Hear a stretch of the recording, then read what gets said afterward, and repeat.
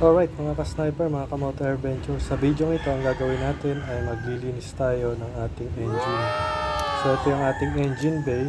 Kailangan nyo lang para malinis yung ating engine bay, tsaka doon sa may tank ng ating gasoline tank, ay kumuha lang kayo ng screw. Then after nyo ma-screw yung ating compartment kasama yung upuan nya, ay ayan na yung bubungad sa atin. So matagal na nating hindi rin na linis yung engine bay ni ka-Sniper Click. So dahil nga kung marahil nakita nyo, naglinis na tayo ng ating brake at ng ating tire. So ngayon naman ay naisipan kong ilinis at i-share kung paano maglinis ng ating engine bay. So karamihan nga tinatawag nila engine wash. Not totally engine wash. Actually ito yung upper part lang ng ating engine. So meron pa yung dalawang gilid pag tinanggal nyo yung flaring. So itong upper part, ito kasi yung halos sumasapo ng mga dumi dahil siya nasa ibabaw. Usually yung sa gilid, pag nahangina naman yan, natatanggal yan. So ito lang yung ating tatlo na dapat malaman bago tayo magsimula o maglinis ng ating engine bay. So una, itong ating hose patungo sa ating fuel ay dapat tanggal. Lagyan nyo ng tape. Pwede rin tanggalin, pero mas maganda lagyan nyo na lang siya ng tape, electrical tape, pero dinouble ko yung kanyang tape para sigurado may electric tape. Meron din siyang yung ating surgical tape, so to make sure na yung water ay hindi makakapasok sa ating hose ng gasoline. So ganun din yung ating ina-adjust yung minor kung tawagan nga. So yung screw dyan, may butas kasi yan, dyan dumadaan yung hangin para natitimpla yung ating fuel plus yung air. Kung mapapansin nyo, ina-adjust nyo, tumataas sa minor, bumababa minor. So dyan nagkakaroon nyo ng combination ng air and fuel. So ito na yan. So takpan nyo rin yan dahil may butas yan. Ganun din yung sensor ng ating ayan, Honda Click. Ganun din dito sa gilid, kung makikita nyo, ayan, gabi na, kaya ganyan ilaw natin. Buksan natin yung ating flashlight yan para mas maliwanag. So naglagay ako ng flashlight sa noo para mas makita nyo. Mas maganda kung may flashlight kayong kagaya nito, panlagay sa noo para makita nyo. Kung makikita nyo, napakadumi na mga ka-sniper, kaya talagang kailangan na nating linisin. Ayan. So tapean nyo lang yung mga naka-open na area na possible baka malagyan ng tubig pag ito'y binuhusan natin ng tubig at ginamitan ng hindi matapang na dishwashing liquid. Mas okay na yun. Or kung may degreaser kayo, nasa sa inyo naman kung anong gagamitin nyo. Alright. So ganun din, kailangan nyo ng brush. Siyempre later pag nilagyan natin yan, nilagyan din natin ng brush yan. Babrush natin yung water na may detergent sa soap detergent. So makikita nyo, malikabok na rin yung ating gilid-gilid.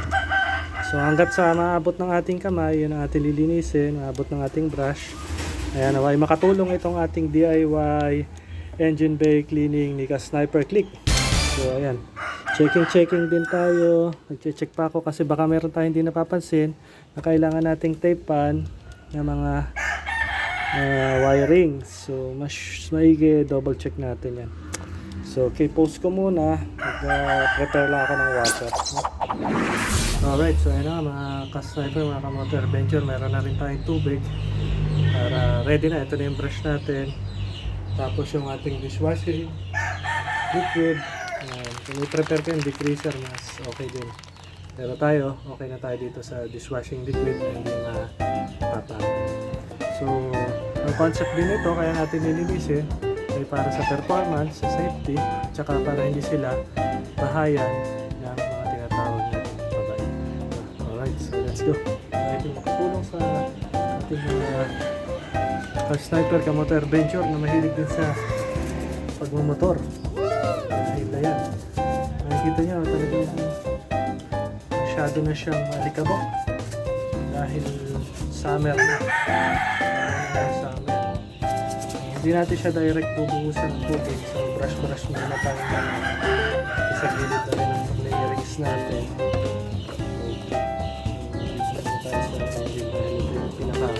Main natin gustong linisin para always smooth and good performance ng ating body ko. So, Sniper Click nga, dahil nasabi ko sa inyo, siya na yung kasama ko sa ating mga business trip, family trip, kapit sa school, market, kasama yung sa school, solo ride namin. Ayan, so mga vlogging natin, no? So kaya ito, share ko na rin sa inyo na sniper, mga kamote adventure. Maglilinis natin sa kanya na engine bay. So, mahal lang. Kung kailangan taliguan ng sobrang ligo para at least hindi ganun kadami ang tubig na mag-stack sa kanya. Ito, nakikita ko na talaga. Saka ganun din mga kasnagan, mga kamote adventure, yung ating engine para mas tumagal at mas hindi maganda yung performance ay gamitan natin ng oil na talagang bagay at recommended sa kanya yung Honda. So ito pa yung promotion. Ito po ay mga ginagamit natin dito. Yung sarili po natin pera. Alright. Checking po tayo dyan. Brush. Tanungan po ngayon ng summer, gaya na sabi ko, mag-iisa rin tayo ng kanyang brake. This brake, meron na akong pangkalas po ng caliper, kakalasin natin yan. Kaso wala po tayong gamit na power tools. Kaya alam naman po natin na napakahirap kalasin talaga yung part na yun. Kaya ginamit na lang po natin yung brake cleaner. Kita nyo, patrasin na rin natin ito mga sniper, mga adventure. Malapit sa may fuel tank. Ingatan nyo lang din talaga yung sensor, tubig ay kumalo sa gasoline. So magkakaroon po yan ng defect sa ating mga motor. Yan, brush lang pa, konti-konti. Hindi naman po totally engine wash ang tawag dyan. Ang tawag po dito ay deep clean. So, gawin natin ito rin. Deep clean. Bakit po deep clean? Ibig sabihin, sa loob ng ating motor, may mga malalalim na part na hindi natin nakapot ng kamay pagka nakabuo ang kanyang bearings, ay yun po ang purpose natin. So, deep cleaning. Deep cleaning.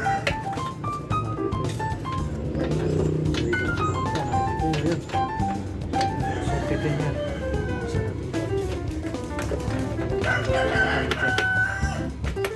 So ayan, hindi na po natin kailangan pumunta pa sa mga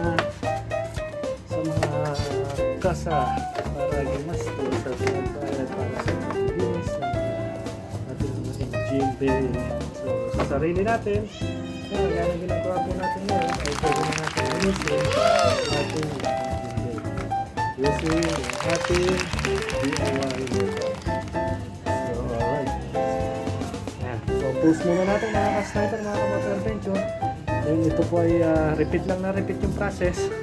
After that, papakita ko po sa inyo after nating babanlawan. Okay. Alright, so yun na nga mga ka-sniper. Kung makikita nyo, napakakintab na ng ating engine bay. After natin nabanlawan, ay gamit tayo ng basahan para tuyuin. So, punas-punasan nyo lang ganyan. And after niya, tapos na yung process natin para sa paglilinis ating engine bay. So yung method na ginamit natin, check nyo lang, hintuin nyo ng mga basahan yung mga singit-singit. Then after that, pagkatapos nyo, saka natin tatanggalin yung mga tape na nilagay natin dyan sa ating mga parts natin ng pana.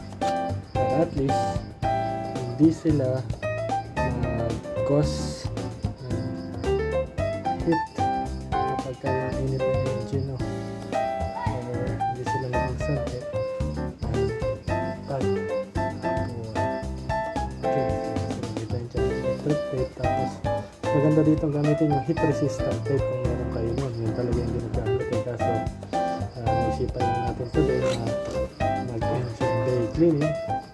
Ito kung ano meron tayo pwede natin gamitin. Alright, so ito na muna.